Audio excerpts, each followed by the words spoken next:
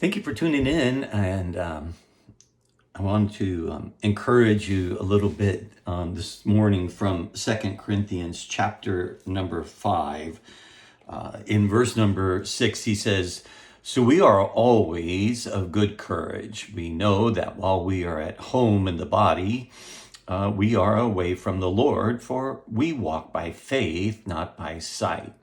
Yes, we are of good courage, and we would rather be away from the body and at home with the Lord. So whether we are at home or away, we make it our aim to please him. For we must all appear before the judgment seat of Christ, so that each one may receive what is due for what he has done in the body, whether good or evil."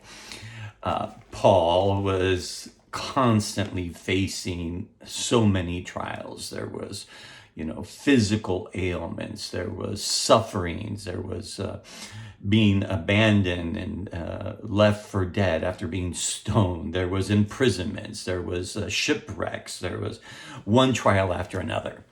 And yet he frequently in his epistles will say something like, hey, listen, death, there's nothing to fear in death. To be absent from the body is to be present with the Lord. I mean, it's true that the Lord lives in us, but to be free from this frail flesh is to enter into the fullest of those experiences.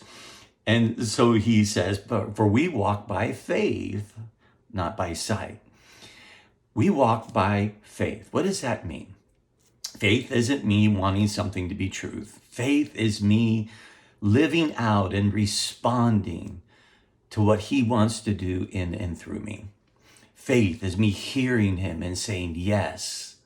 Faith is hearing him tell me to give, and I give, and to go, and to go, and to say, and to say. Faith is me and you living in a responsive relationship of obedience to his indwelling presence, knowing that when we die, we will enter into the fullest experiences. But then he says this, he says, we make it our aim to please him. So let me ask you, friends, what is your aim in life?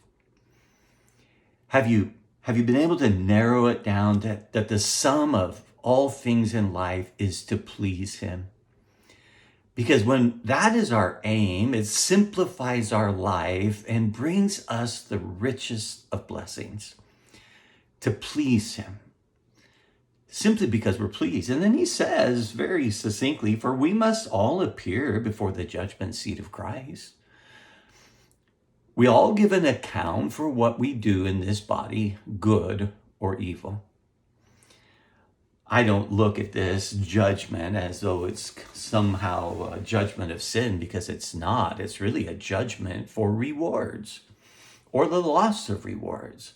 That the way that we live in this world matters. And I hope I want to come to that judgment seat and know that, as imperfect and flawed as I am, my one aim is to please him, and to know that he might say, oh, good and faithful. So Lord, be pleased in all that we do. Let us have clarity and hear what you want to say. Go, hear where you want us to go, what you want us to give. And we simply say, yes, Lord Jesus, yes. Well, I hope that's your heart's desire, to please him. And I hope you have a great day. God bless.